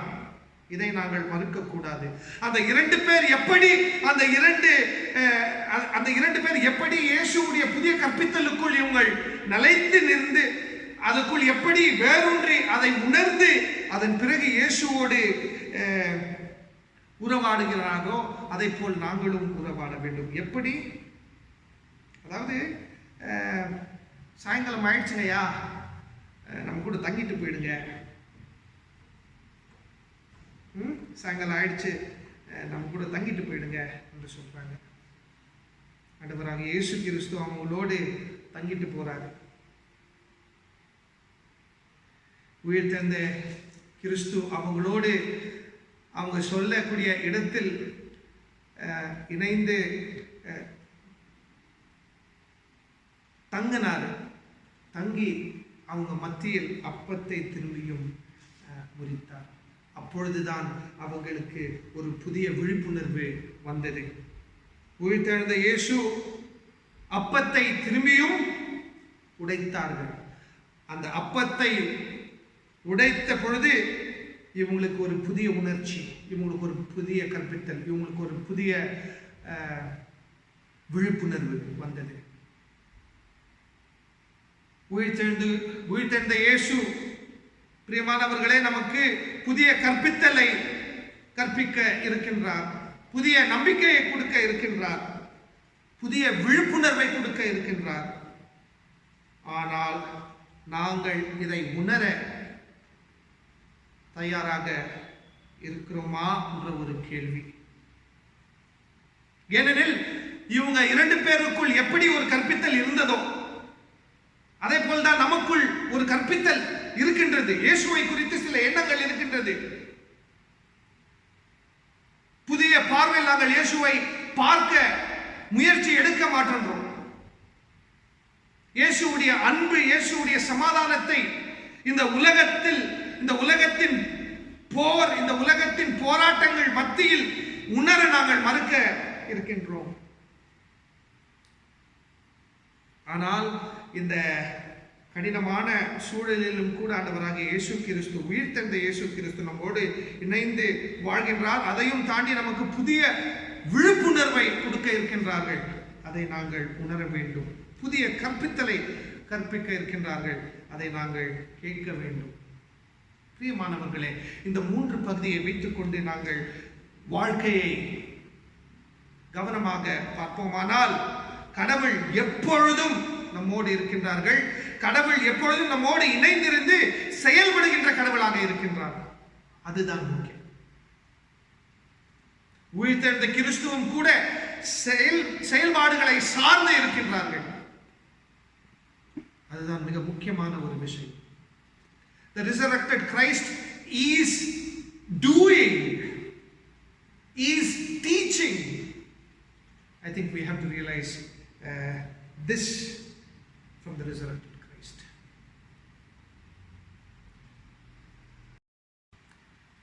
ஜெபம் செய்வோம். அன்புள்ள கடவுளே, 3 பகுதிகளை நாங்கள் தியானித்திருக்கின்றோம். அதற்குள் அடங்கியிருக்கின்ற உடைய ஞானத்தை உணர்ந்தோம், உள்வாங்கினோம். தொடர்ந்து உம்முடைய அன்புக்குள், சமாதானத்துக்குள், நீங்கள் மையமாக்கின விடுதலைக்குள் நாங்கள் நிலைத்து நிற்க, நம்பிக்கையோடு நிலைத்து நிற்க நீங்கள் தான் ஆசீர்வதித்து செயல்பட வேண்டும். மீட்பரானவராகிய இயேசு கிறிஸ்துவின் நாமத்தினால் ஆமென். நாம் யாவரும் எழுந்து நின்று அப்போஸ்தல விசுவாச பிரமாணத்தை நாம் இணைந்து சொல்லுவோம். வானத்தையும் பூமியையும் படைத்து சர்வ வல்லமையுள்ள பிதாவாகிய தேவனை விசுவாசிக்கிறேன். அவருடைய ஒரே குமாரனாகிய நம்முடைய நாதர் இயேசு கிறிஸ்துவையும் விசுவாசிக்கிறேன். அவர் பரிசுத்த ஆவியினாலே கன்னிமரிடத்தில் உட்பவித்து பிறந்தார். பொந்திய பிலாத்தின் காலத்தில் பாடுபட்டு சிலுவையில் அறையுண்டு மரித்து அடக்கம் பண்ணப்பட்டு பாதாளத்தில் இறங்கினார். 3ஆம் நாள் மரித்தோரிலிருந்து எழுந்தருளினார். பரமண்டலத்துக்கு ஏறி சர்வ வல்லமையுள்ள பிதாவாகிய தேவனுடைய வலது பார்சத்தில் விற்றிருக்கிறார். அவ்விடத்திலிருந்து உயிருள்ளோரையும் மரித்தோரையும் நியாயந்திருக்க வருவார். பரிசுத்த ஆவியை விசுவாசிக்கிறேன். பொதுவாக இருக்கிற பரிசுத்த சபையும் பரிசுத்தனுடைய ஐக்கியமும் பாவ மன்னிப்பும் சரீர உயிர்த்தெழுதலும் நித்திய ஜீவனும் என்று விசுவாசிக்கிறேன். ஆமென். ஜெபம் செய்வோம். கர்த்தர் உங்களோடு கூட இருப்பாராக. அவர் உமது ஆவியோடு இருப்பாராக. கர்த்தாவே எங்களுக்கு இரங்கும். கிறிஸ்துவே எங்களுக்கு இரங்கும். கர்த்தாவே எங்களுக்கு இரங்கும். பரமண்டலங்களில் இருக்கிற எங்கள் பிதாவே, உம்முடைய நாமம் பரிசுத்தப்படுவதாக, உம்முடைய ராஜ்யம் வருவதாக, உம்முடைய சித்தம் பரமண்டலத்திலே செய்யப்படுவது போல பூமியிலேயும் செய்யப்படுவதாக. அன்றன்றுள்ள எங்கள் அப்பத்தை எங்களுக்கு இன்று தார். எங்களுக்கு விரோதமாய் குற்றம் செய்கிறவர்களை நாம் மன்னிக்கிறது போல எங்கள் குற்றங்களை மன்னியும். எங்களை சோதனைக்குள் பிரவேசிக்க பண்ணாமல் தீமை நின்று ரட்சித்தீர்களும். ராஜ்யமும் வல்லமையும் மகிமையும் என்றென்றைக்கு முடிவுகளே. ஆமென். ஆண்டவரே, உமது இரக்கத்தை எங்களுக்கு காண்பியும். உம்முடைய ரட்சிப்பை எங்களுக்கு அருள் செய்யும். ஆண்டவரே, எங்களை ஆள்பவர்களை வழிநடத்தும். அவர்களுக்கு பரத்திலிருந்து வரும் ஞானத்தை கொடுத்தருளும். உம்முடைய பணிவிடக்காரருக்கு நீதியை திருப்பியும். நீர் தெரிந்து கொண்ட ஜனத்தை சந்தோஷப்படுத்தும். ஆண்டவரே, உமது ஜனத்தை ரட்சியும். உம்முடைய சுத்தத்தை ஆசீர்வதியும். ஆண்டவரே, எங்கள் காலத்தில் சமாதானத்தை தந்தருளும். தேவரீரே அல்லாமல் உலகத்தை ஆள்பவர் வேறு ஒருவரும் இல்லை. கடவுள் எங்கள் இருதயங்களை சுத்திகரியும். உம்முடைய பரிசுத்த ஆவியை எங்களிடத்தில் இருந்து எடுத்துக்கொள்ளாதேயும். ஆமென். பிரியமானவர்களே, ஒரு மிக முக்கியமான அறிவிப்பு. திருச்சபைக்கு வர முடியாத ஒரு நிலைமை. இந்த ஒரு அனுபவத்தில் நாங்கள் மிக முக்கியமான சில காரியங்களை தெரிந்து கொள்ள வேண்டும். திருச்சபையாக நாங்கள் செயல்பட்டு கொண்டிருக்கின்றோம். தேவைகள் என்பது அதிகமாக இருந்து கொண்டே இருக்கின்றது. அதிலும் மிக முக்கியமாக ஏழை மக்களுக்கு தேவைகள் என்பது இருந்து கொண்டிருக்கின்றது. அந்த தேவைகளை நாங்கள் சந்திக்கக்கூடிய திருச்சபையாக தான் இருந்து கொண்டிருக்கின்றோம்.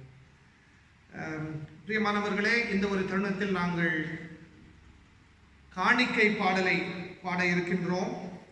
இந்த பாடலை நாங்கள் பாடுகின்ற வேளையில் கடவுளுக்கு நாங்கள் கொடுக்கக்கூடிய காணிக்கைகளை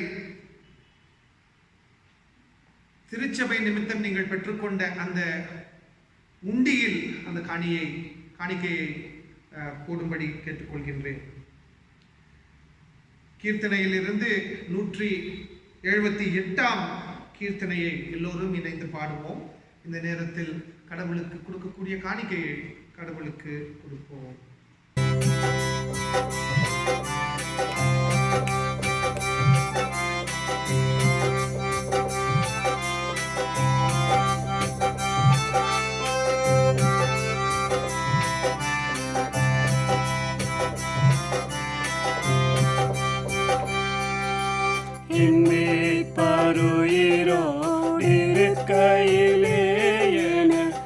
இருக்கையிலே கிண குறை உண்டு நீ சொல் மனமே.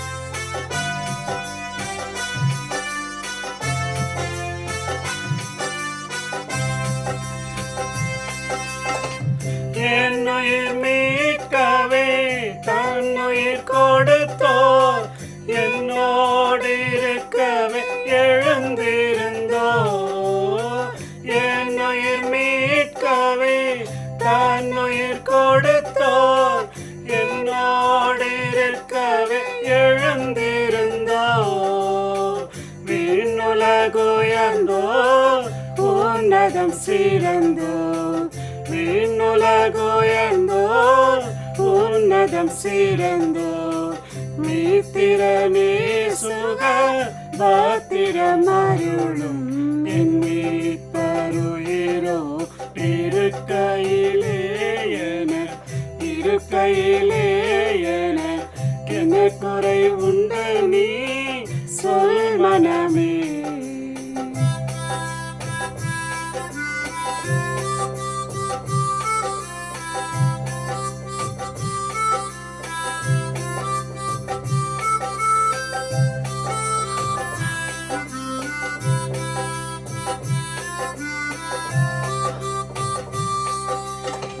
பாவமோ மரணமோ நரகமோ பேயோ பயந்து நடுங்கிட ஜெயம் சிறந்தோ.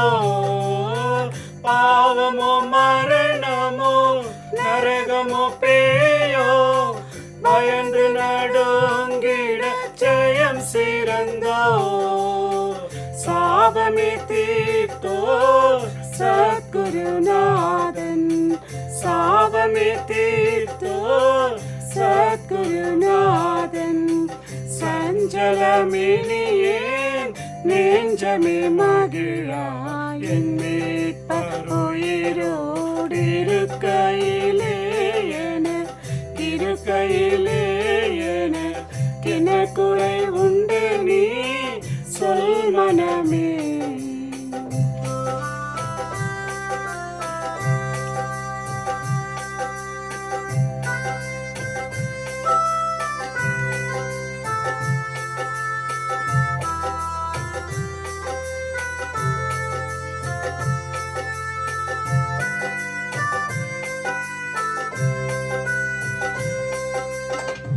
ஆசி செய்திடுவார் அருள்மிக அளிப்பார் ஆம்பரதனில் எனக்காய் ஜெபிப்பார்.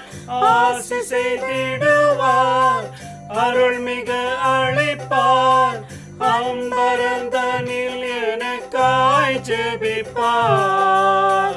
மோசமே மறைப்பார் முன்னமே நடப்பார் மோசமே மறைப்பார் முன்னமே நடப்பார். மோட்ச வழி சத்தியம் வாசல் உயிரேனும் என் மீட்பருயிரோ இருக்கையிலே என என்ன குறை உண்டு நீ சொல் மனமே.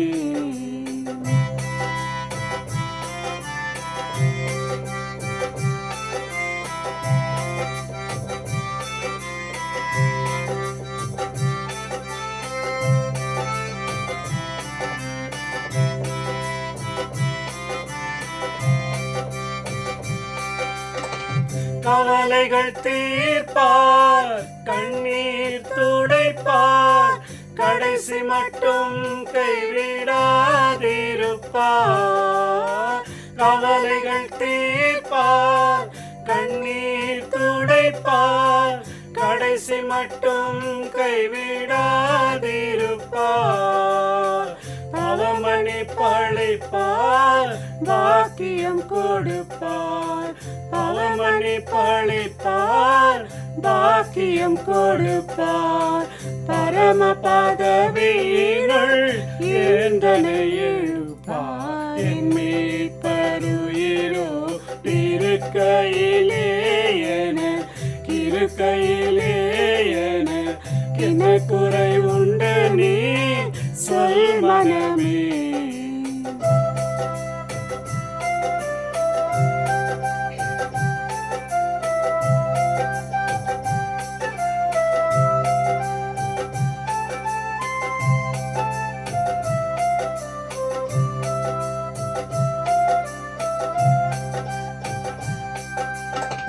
போனது போகட்டும் புவிவசை பேசட்டும் பொல்லான அம்புகள் ஆனது போகட்டும், புவிவசை பேசட்டும், பொல்லான அம்புகள் எய்திடட்டும். ஆனது ஆகட்டும், அருள்மழை பெய்திடும். ஆனது ஆகட்டும், அருள்மழை பெய்திடும். அன்புமிகும் இன்பமென கருள் என் மீட்பர் உயிரோ இருக்கையிலே என்ன குறை உண்டு நீ சொல் மனமே. என் மீட்பர் உயிரோ இருக்கையிலே என்ன குறை உண்டு நீ சொல் மனமே.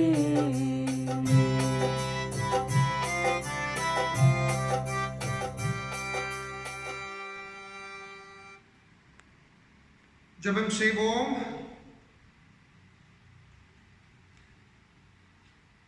அன்புள்ள கடவுளே, உம்மிடத்திலிருந்து பெற்றுக்கொண்ட ஆசீர்வாதங்கள் என்பது அநேகம். இந்த ஆசீர்வாதத்திலிருந்து ஒரு சிறிய பங்கை உமக்கு நாங்கள் கொடுத்திருக்கின்றோம். பலவீனமான ஒரு சூழல், வேலை வாய்ப்புகள் இல்லாத ஒரு சூழல், வருமானம் இல்லாத ஒரு சூழல் இருந்தாலும் ஒரு சிறிய காணிக்கையை நாம் உமக்கு கொடுத்திருக்கின்றோம். இந்த காணிக்கையை ஏற்றுக்கொள்ளுங்கள். தொடர்ந்து திருச்சபையின் ஊழியத்துக்கு இது ஒப்பாயிருக்கும்படி கிருபையாக ஆசீர்வதித்து வழி நடத்துங்கள். அன்புள்ள கடவுளே, திருச்சபையின் அனைத்து மக்களையும் நீங்கள் ஆசீர்வதிங்கள்.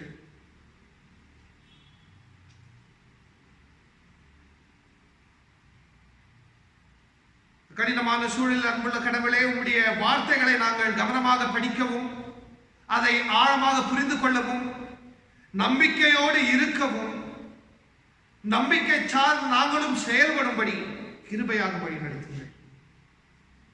இந்த திருச்சபையை ஆசீர்வதித்து வழி நடத்தியிருக்கின்றீர்கள். தொடர்ந்து ஆசீர்வதியுங்கள். ஆசீர்வாதமாக வாழும்படி கிருபை செய்யுங்கள். இல்லங்களில் உம்முடைய அன்பையும் சமாதானத்தையும் ஒரு விசேஷ விதத்தில் அனைவரும் உணரும்படி கிருபை செய்யுங்கள்.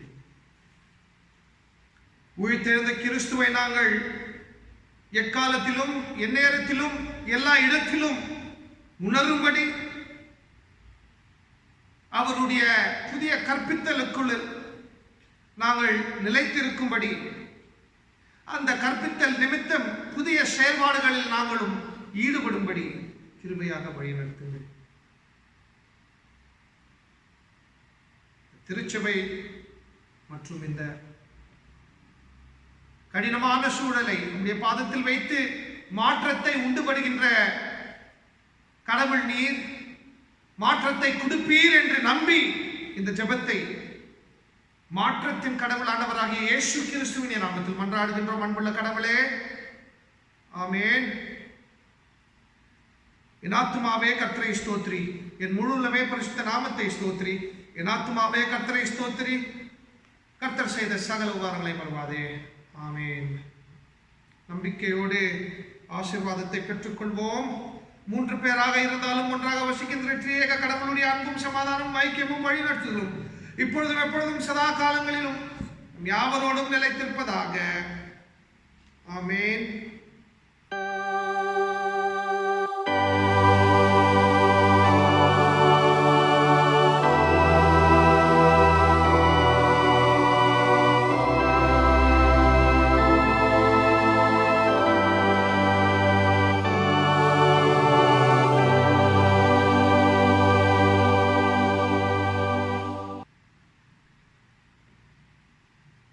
முடிவு பாடலாக புத்துணர்ச்சி பாடல்கள் பகுதியில் இருந்து 384 பாடலை எல்லோரும் இணைந்து பாடுவோம். துதித்து பாடிடவா என்ற ஒரு பாடலை இணைந்து பாடுவோம்.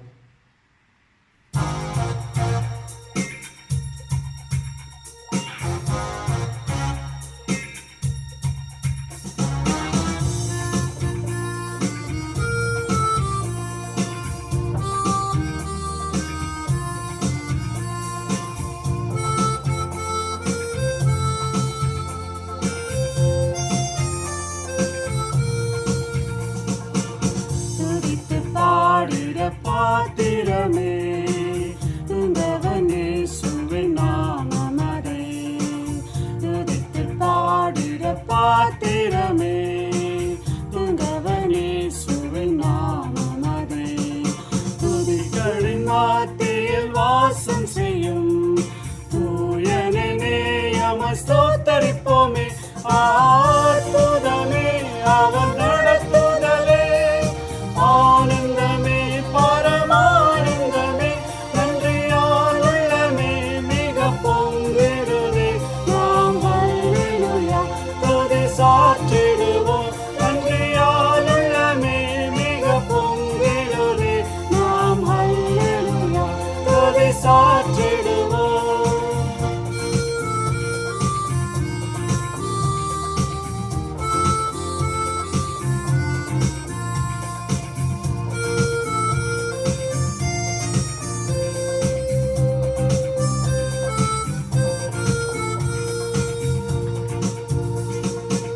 கடந்த நாட்களின் கண்மணி போல் கருத்துடன் நம்மை காத்தாரே. கடந்த நாட்களில் கண்மணி போல் கருத்துடன் நம்மை காத்தாரே. கர்த்தரையே நம்பி ஜீவித்திட கிருபையும் மீந்ததால் ஸ்தோத்தரிப்போமே. அற்புதமே அவன் நடத்துதலே, ஆனந்தமே பரமானந்தமே, நன்றியால் உள்ளமே மிக பொங்கிடுதே. நாம் ஹல்லேலூயா துதி சாற்றிடுவோம், நன்றியால் உள்ளமே மிக பொங்கிடுதே. நாம் ஹல்லேலூயா துதி சாற்றிடுவோம்.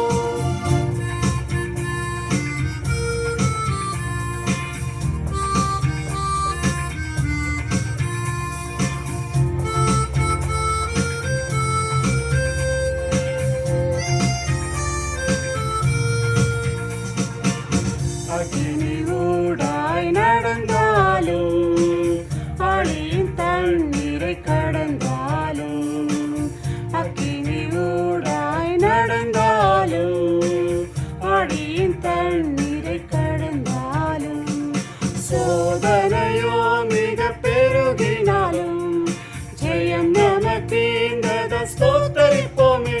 அற்புதமே அவர் நடத்துதலே, ஆனந்தமே பரமானந்தமே, நன்றியால் உள்ளமே மிக பொங்கிடுதே.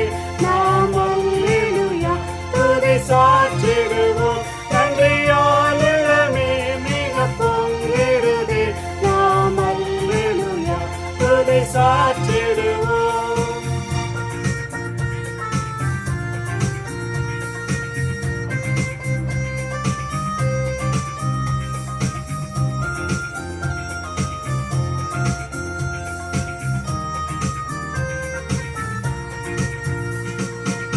இந்த வனாந்திர யாத்திரையில் இன்பமே சுனமோடிருப்பார். இந்த வனாந்திர யாத்திரையில் இன்பமே சுனமோடிருப்பார்.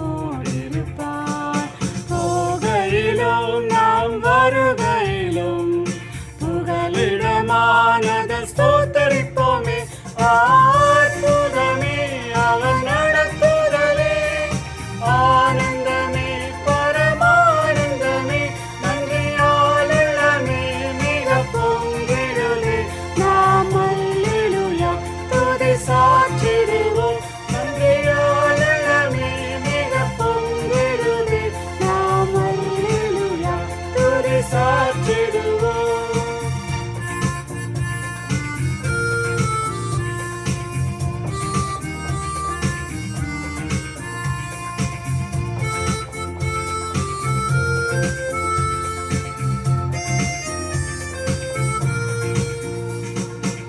வாஞ்சைகள் தீர்த்திட வந்திடுவார், வரும் என்றே நாம் அழைத்திடுவோம்.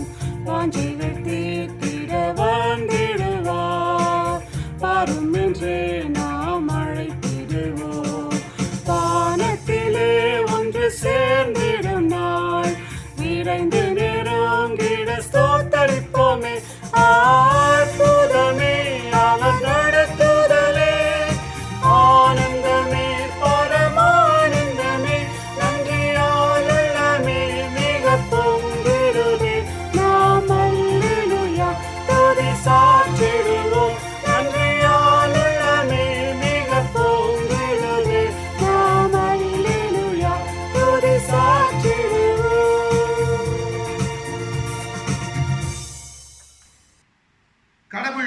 உங்களோடு இருப்பாராக.